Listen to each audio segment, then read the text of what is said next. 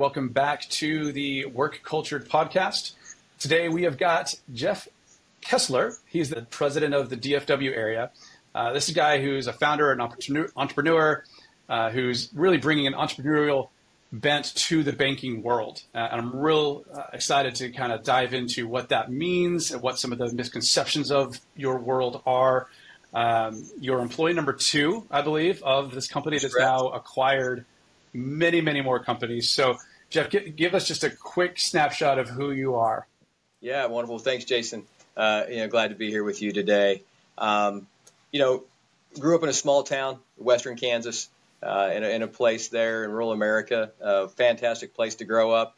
It's exit 117 out in West Kansas. If you happen to go through there, there's a Dairy Queen. Stop and say hi. It's something that's probably my family that you'd get to meet there at the gas station if you're there. But had wanted to grow into the city a little bit where I felt like there was some opportunity outside of just farming and education and maybe with the gas company that's there. And so as a good Lord would have it, ended up in banking from a phone call that I got back in the day on my answering machine. If you remember that, I had one of those. It was a call that said, hey, there's an opportunity in Dallas, Texas, and a bank was acquired, and the gentleman needed someone that was just eager to learn and interested and to develop and serve the community.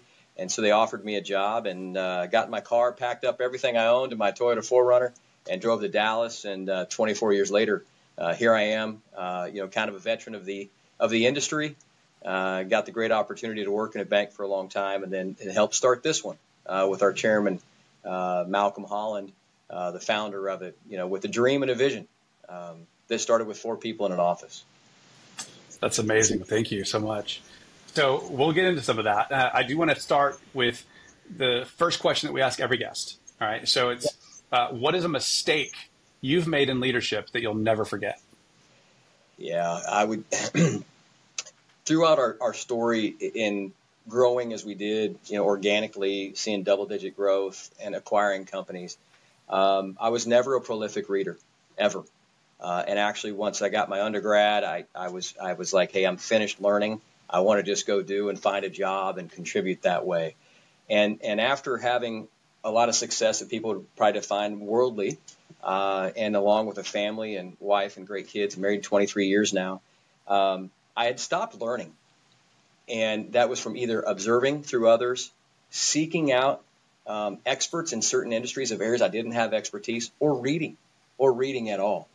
And so that came to roost in a meeting back in 2000, almost 4 years ago, when our founder, whom I've worked with 22 of my 24 years in the business, called me in his office to have a conversation. And I was guilty of leading everyone the same way, in the way of which I thought they needed to be led, as compared to learning who they are, what makes them tick, and leading them in addition to where the company needs to go together. And so I call that the meeting. That occurred and kind of started something new for me to read, to explore, to learn, to be much more inquisitive about my self-development as leaders of others, as I profess that I am, and I want to be the best. So I need to continue to develop myself. But that was a major point of failure for me. Wow. Okay. Yeah. I think you put it more bluntly than a lot of us would like to. But I think every CEO has hit that point where we just get stagnant. We think we have, I don't know that we think we have all the answers, but we think we're going exactly where we need to go, and just stop that learning process. It's such a huge revelation. I'm glad you had that meeting. I've had similar. Yes. It was, then it was, okay, what do you do with it? Right. You walk into that meeting and your just body language changes, how you feel, you go home and, you're contributing into people's lives, and, you've built something from 4 people in office to over 800 of them, right? Over 800 people and families. And so you feel the honor, right? And the weight of that and the contribution is all the great things. And yet someone recognizes you're not serving as well as you can. And so, at that time, the opportunity was, one, either live in denial, run from it, or, as this rural Kansas boy decided to do, was lean in and learn from it. And I went headlong, and decided to learn, and I'm much better for it. And I think my team is too, and I think there's been some fruit come from it from that moment in time. Excellent. So the meeting was the big turning point, the catalyst. What about what are some of the paramount learnings? Any particular authors or books or tools or anything that you've run into that just were game changers for you? Yeah, absolutely. I had never had an executive coach ever. Had never had a personal development plan either until we had hired a chief banking officer that provided one to me. And I sat down at his desk one day and he goes, "Hey, here's some great things I think that you could work on." And I started to laugh. And he said, "Why are you laughing?" And I said, "In all these years, I've never had a development plan. I've never had one. And I'm just thankful that you're looking into what I'm doing and applying your expertise to how we can do it better," which was great. So it was the realization in that moment of failure that the skills I had, which had got us here, needed to be refined, or perhaps I would remain in this seat but would not continue to progress with this company going forward. Mm-hmm. And so I had to do something about it. So getting an executive coach was part of it. I'd felt for several years. You kind of go from leadership theory and philosophy from Drucker and Bennis to Sinek, Covey, Blanchard. It's a cross, and there's a lot of commonality in all that, and it reaches different people at different times. Where I ended up with the John Maxwell Company, I woke up at 2:30 in the morning, and I was like, all right, I got to get after this. I've got to get after this. I woke up, made a call, connected with a guy, Jason Grant, who ended up connecting me with Chris Fuller, my coach, who's been my coach the last 3 years, written a couple excellent books. But just having somebody that's been through some experiences with other Fortune 500, 100 companies, right, that can help you begin to articulate some of the emotion and feelings you have in certain situations. Because you couldn't even articulate, hey, it's changing, but what's changing? I was asked questions that I couldn't even respond to.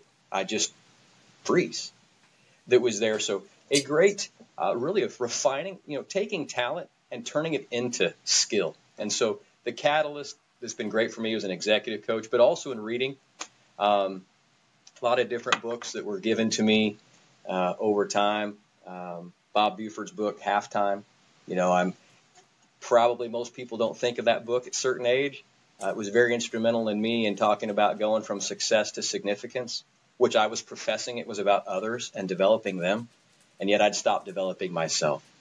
Was a great one. The Joy Model by Jeff Spadafora, another one. It's kind of about how we count. And certainly as we get older, what we count that matters changes. And then John Maxwell's book, 5 Levels of Leadership, and then his most recent one on the laws of communication.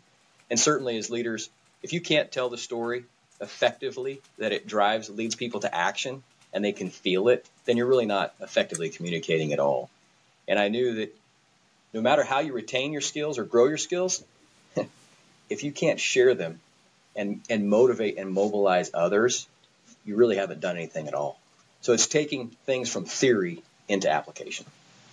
Yeah, theory and application is huge. Yeah. And you also mentioned skill a number of times. And that's something that, if y'all are listening, you don't have an executive coach, they are game changers. We can't build a competency without putting in the reps. And we're not going to put in the reps on our own. Absolutely. But somebody hounding our ass, we don't have no choice. It is gold. That was just a goosebumps moment. It is absolute gold out there, and to share it. And the same thing is to, the failures that I walk through, to tell the story. On LinkedIn, I post a lot of that. I've been writing for 4 years, writing stuff down, and it's things that have occurred to me that you got to be vulnerable to put that out there. But my fact was this, Jason, if there's one nugget that I could share that helps someone else when they're 30 years old and they're thinking about building a company, we're winning, right? We are winning every day, and that's what it was about for me to share.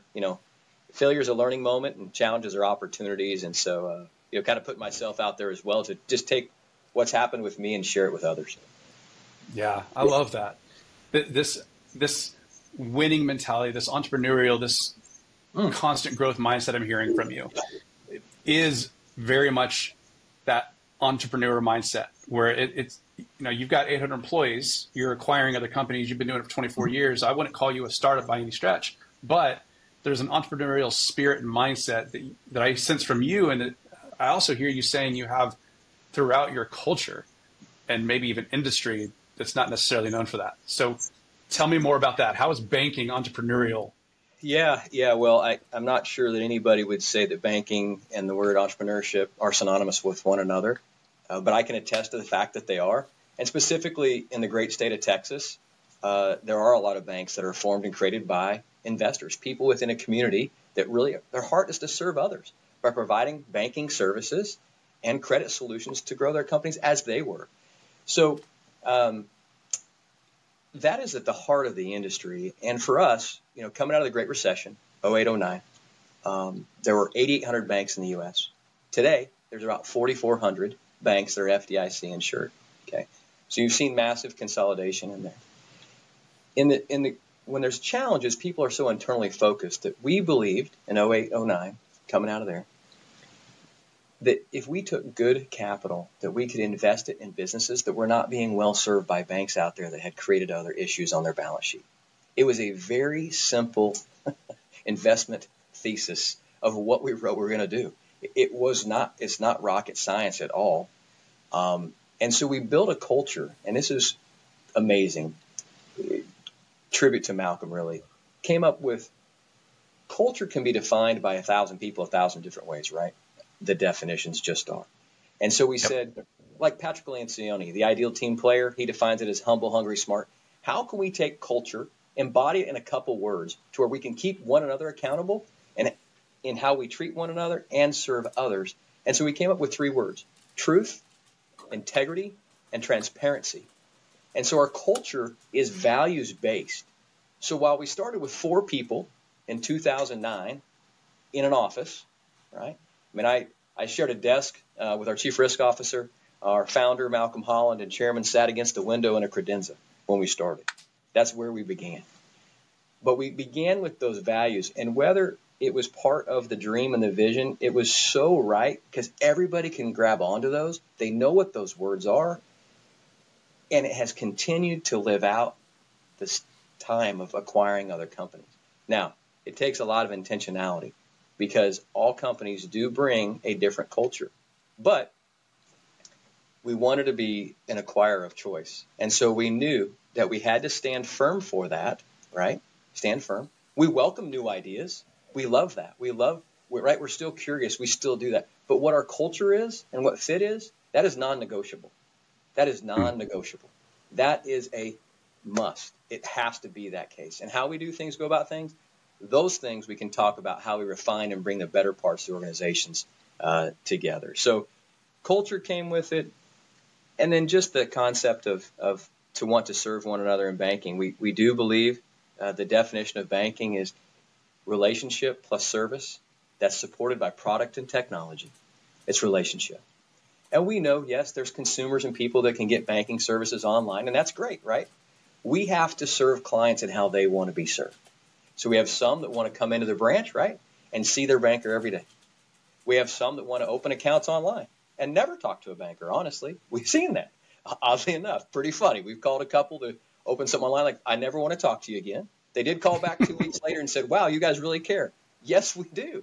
Yes, we do. So I think that culture of the truth, integrity, and transparency, those values live within our employees, and it transcends the client service we provide because we're in a bank. And banks, by and large, have a lot of the same similar products and offerings. The difference is people. Many times, people ask what business I'm in, and I say the people business. That is true. That is true. We begin at the investment and development of our people and believe that leads to that great customer service, and ultimately the outcome of that is shareholder value and return, which allows you to reinvest and it's a beautiful circle. Beautiful. I agree. And it is a people business, and yet at the same time, if it weren't for people problems, we would have 0 business problems, right? So, and every business has problems, which means every business has people problems.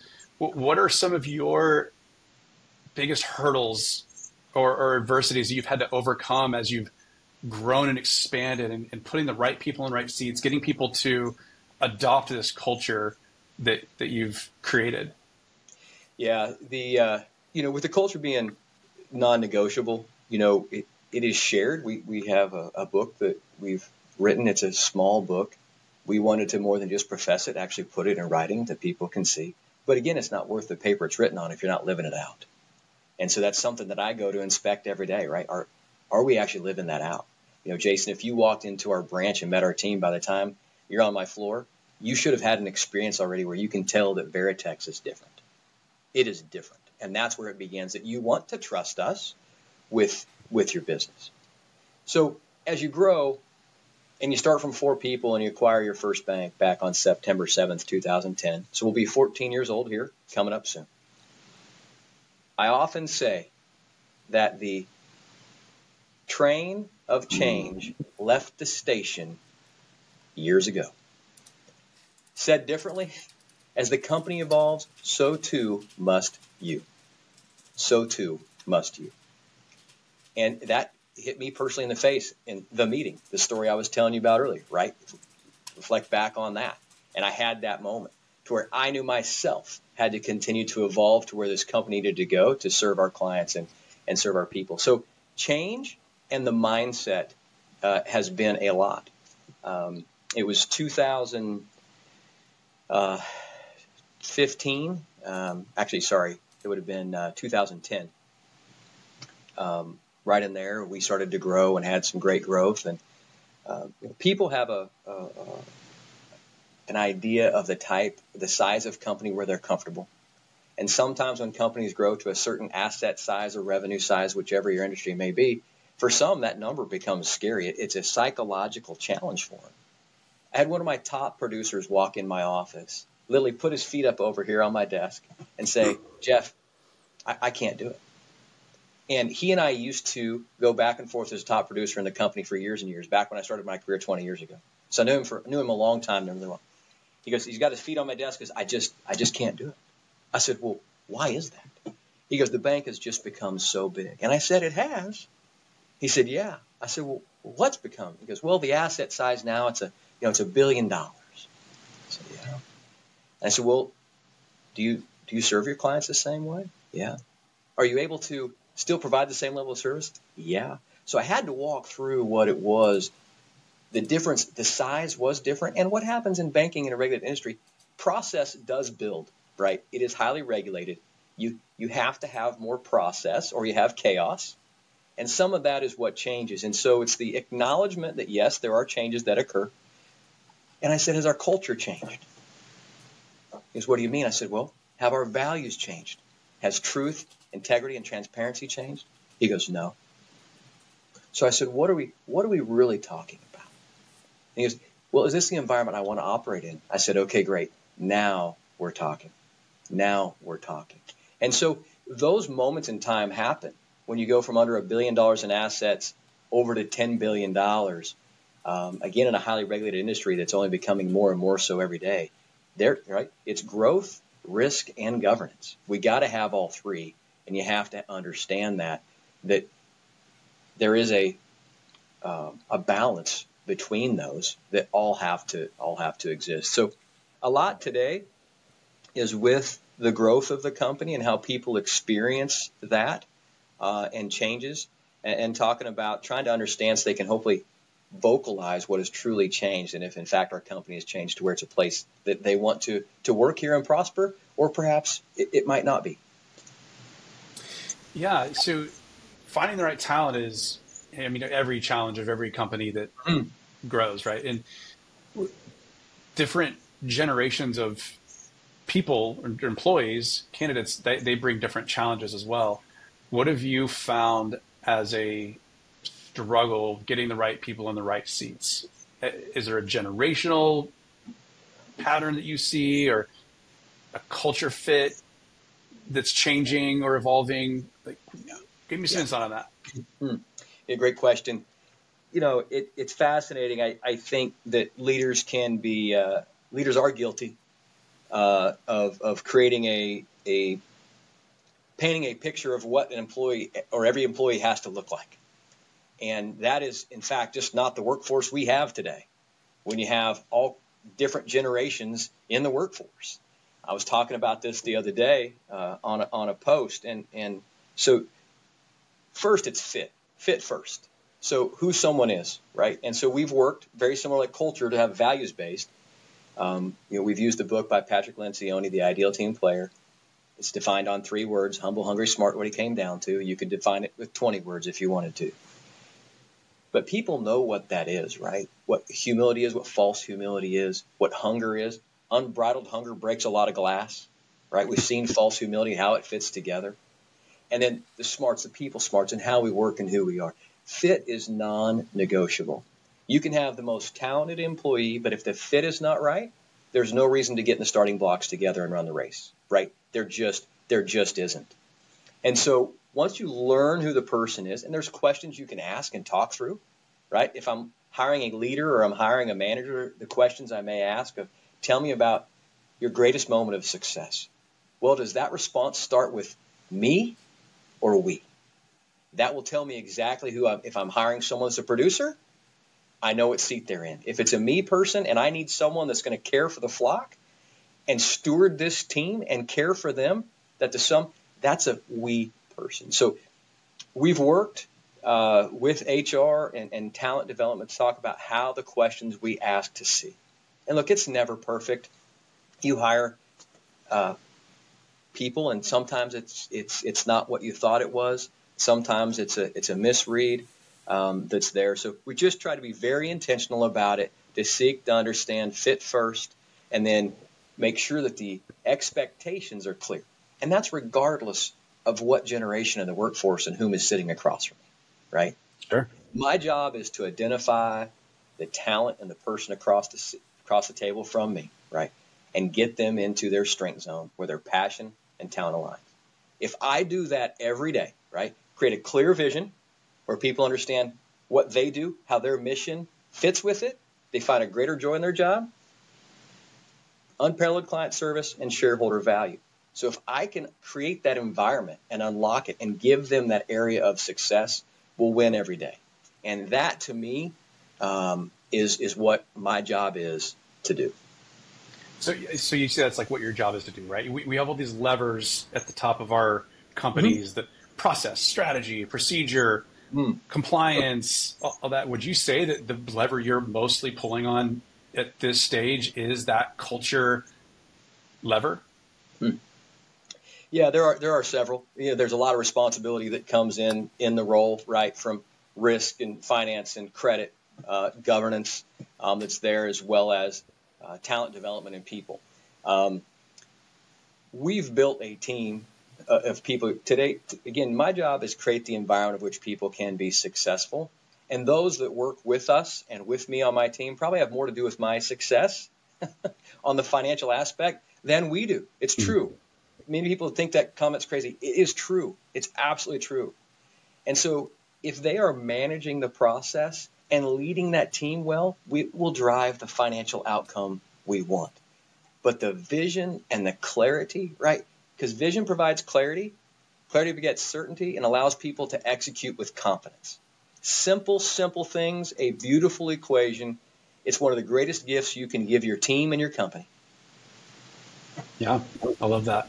There's that expression, I'm a self-made man. Well, no, you're not. Stop it. No one is. Yeah. I forget which book it was. Actually, it's Mark Batterson's book called Chase the Lion. And if you haven't read it, it'll scare you. It talks about a God-sized dream being one that is so big that without divine intervention, it's destined to fail. So it's talking about stepping outside of yourself. But what he goes back to realize is a lot of times our dreams were born through someone else, and that dreams have genealogy. They have uplines and downlines. And so when you said self-born man, there is someone that planted an idea. There's somewhere that you observed, right? There was someone that invested you when you played Little League Baseball, right? Or whether you played the violin. There was some coach that was teaching you discipline, or your parents, or an idea, or a professor, or someone, your friend down the street. So, if you stop and reflect and look back, there's a lot of others that have much to do with your success in life and who you've become. Yeah, I agree. There's a topic in leadership that I think it's been around for a while, but I'm hearing it a lot more recently. And I'm curious if you have, but on a scale of 1 to 10, how important would you say emotional intelligence is to the success of a leader? Highly, highly, yeah. Great. Very important. You're right. That's a kind of a newer term, maybe in the last several years. It was probably one of the, I know we sometimes talk about leadership being applied in the manufacturing business or the welding business, and everybody called it that leadership phooey stuff, right? What is that? It's kind of weird. It's fine for you, but it's not for me. And yeah, emotional intelligence is very important, along with psychological security, right? For people, you've probably heard that term too as well. I had to grow in that myself. I learned it because I was failing, not because I was aware to it to begin. So it's a learned. It wasn't innate with me to acknowledge, through a leadership assessment that I did with the board, the entire C-suite, that I did with all my direct reports, that I did with my family, about 35 people. Of who am I? How is my leadership actually received? And how is that different than how I perceive it, that others are? And so it's growing okay and comfortable with your failure, your challenges, your strengths, and your less strengths. And once you have that awareness, right, that builds an emotional intelligence also of things that where you may respond well to, you may not respond well to, where you can supplement those areas, those less strengths. Because I think we do most all attributes that anybody would have in any kind of psychological test or an attributes test. We do them all to some degree, but certainly some not as well as others. The best leaders will take a team, right, and complement weaknesses with other strengths. And you can't do that without awareness. And really, what I did was take everything I thought I knew about myself and leadership and absolutely just tear it down. Just tear it down to the core and build it back and say, okay, I've professed I'm a leader of people and that I have their best interest. Am I really doing that? Am I doing it the way that they need, not the way that I want? And can I set a vision and clarity that is clear, that they know that I'm for them and will create the environment to do so? And so in that, emotional intelligence is very important. I think it comes through introspection and self-awareness. Yeah. Self-awareness is one of the big key takeaways of what I just heard you say. The other would be you learned it, right? Yeah. So for all the viewers, you can learn emotional intelligence. It's a skill set. And I don't know that any of us naturally have it. We might have aspects of it naturally, like empathy, but if you're not great at it, learn it. Sure, yeah. Self-awareness comes in many different, but it's so much what we do with it, right? It's like when that moment comes, we were talking about earlier, right, Jason, is do you run from it? Do you live in denial? Or do you lean in and learn from it?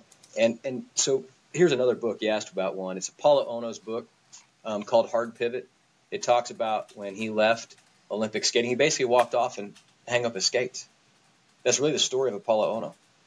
And so his whole world and who his identity was that and a skinny little suit, right? That little thin suit.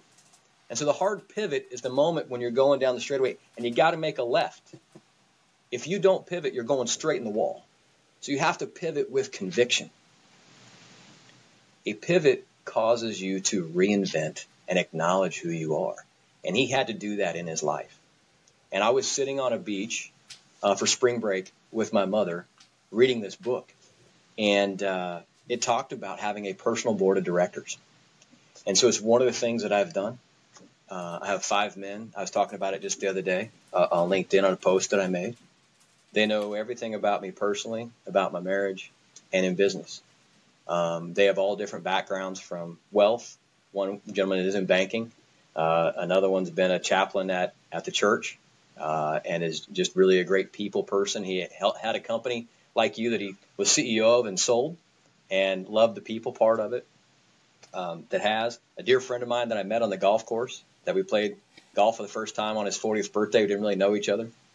And they have license to speak into me and to challenge how I'm thinking, where I'm at emotionally, and if I'm perceiving something or receiving things that are real.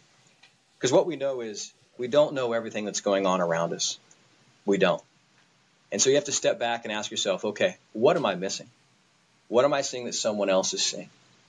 And if we can take that collective vision of what everyone sees, along with the greater vision of where a company is going, it's amazing at what can be accomplished there. So that's been a great thing for me in self-awareness and emotional intelligence, continue to build that, and being committed to continue to grow has put a team around me that's free to challenge me, encourage me as well. They like to challenge me a lot, which is a lot of fun. Yeah, it's no fun to have yes men. I like the personal board of directors. I've just kind of called those people my challenge network, but the personal board of directors, I think it's a way more potent way of putting that. And I'm taking that from this conversation as something I need to lean into more. I might even have these guys I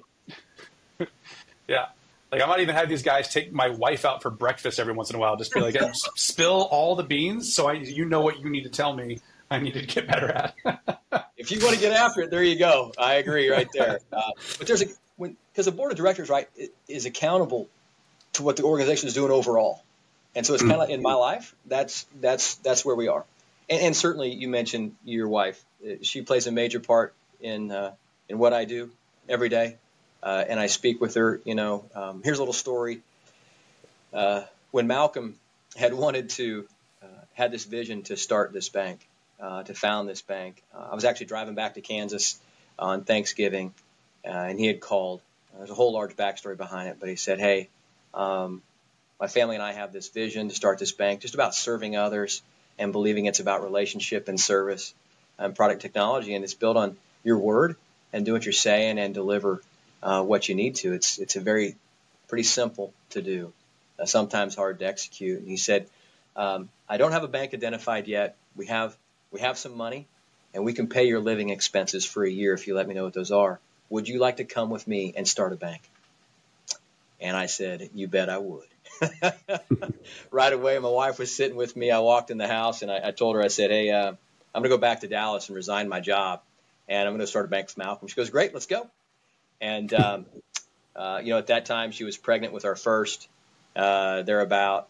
Then actually, as we got going on, about the time we bought the bank, he was actually rolling around the floor. I'll never forget that. And he just turned 15. So I know I've gotten older because I can see him now, but I'll never forget those memories and that call. I refer to that as the call when he came, and just a great opportunity that fit for me as a young man, knowing the industry. I didn't, and I'll talk about bank for a second. I had no idea the impact that banks have. And so I was a credit analyst to start. I sit in a cubicle. I'm underwriting, manufacturing companies or people that build apartments, whatnot. Well, in Allen, Texas up here, which Allen, Texas now has a $50 million high school football stadium. 20 years ago, they did not. They did not. We actually underwrote to build a Hilton Garden Inn that had their convention center in Allen, Texas. Underwrote it, great. The numbers look great. So to me, everything's just paper, right? It's people and paper, it's dollars, it's return, it's debt service coverage ratio. Well, we went out there for the grand opening. And I walk up, and the mayor's there, and people are there, and I'm like, wow, our capital created this for the company. And now they can have conventions here and bring people into the community. Like, wait, we're onto something here. What is it? So this is the light bulb moment for me. And the other one, we financed a lot of lot development for people, acquire land, put the infrastructure in, and so on and so forth. And we did hundreds of millions of dollars of that. It was great. Fascinating business, by the way. I'm a great student. I love that business. And so one day you go out there, it's a farm field, right? It's got an ag credit on it. And then you move forward, and 12 months, there's 250 lots out there, and you come back in a year, there's 100 homes with 400 people that live there. And that is when the moment went off for me that's what we're doing. More so than just these numbers on a paper, it's that investment. So it's a great honor to be a banker. It really is. It's more dynamic and entrepreneurial than it ever has been. There's opportunities in finance. Talk about cybersecurity and IT. I'm about to meet with our interns and banker development program. We're giving people exposure to all parts of the bank, just not lending and deposits and treasury, right? there is so much more here. And so we've got to do a great job in the industry of telling the story and investing in it. We're investing in Texas A&M School of Banking, the Texas Tech School of Banking, where you can get a degree actually in it. So we're trying to live out our values and continue to further this industry for years and years to come. That's awesome, man, Jeff. This has been just tons of little golden nuggets here and there. You've mentioned more books than I could even keep note of, so I'm going to have to re-listen and write it all down for the show notes. But man, I appreciate it. I love what you're doing in the banking industry. I love that you see the bigger picture, the why, that you're communicating that why to folks. It reminds me of Joe the plumber, who was so excited to do plumbing at my house. And I'm like, what is your deal? And he's like, well, plumbing, it brings life to people. Like the ancient aquifers brought life. You could live now, not next to the river. And I'm like, whoa, you went deep, right? And just, I see that passion in you that Joe had. And that just, that gives me chills. It just gets me excited that there are people that understand that there's a bigger purpose in what they do, and they communicate that purpose. You're not just keeping that to yourself. You're kind of permeating that throughout the whole culture of your company. And the major props to you. I love that. Yeah, it comes back to your purpose, right, and your why. And it's one of the things too. Through that moment, I've written down my why in life as to what it is. First and foremost, it's about my faith. To honor God by utilizing the talents He's given me to encourage, empower, and equip people to impact the lives of others. And that's what I profess. So I should seek to grow in that, develop it. And it aligns with the calling of our bank, right? We're called to live in community. We're called to serve our community. And we built this bank to do so. And we hope to continue to do so for years and years to come with people, investment every day. Very cool. Well, before we get into our very last little quick fire, it's just a section for a shameless plug. I think I know where this is going, but take it away. Yeah, absolutely. At Veritex and in the banking industry, there are great opportunities that abound, whether you're whichever part of the country that you're in.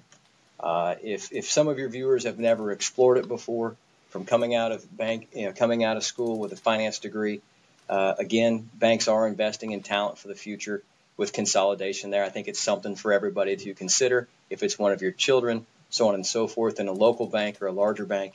If someone had a question or needs a contact in an area, I'd love to help any way I can there as well. And then also explore the other parts about banking, right? From cybersecurity, IT, you talk about all of the fintech stuff. We didn't even touch on that today in what we're doing. We've been an investor in there. We've been growing on that. We're using online account opening, some other great things. So there's more that I could share if people are interested and perhaps opportunities for them. But if you're in Texas, Vertex Community Bank, we're the 9th largest bank here, and we love to serve you and your fellow clients.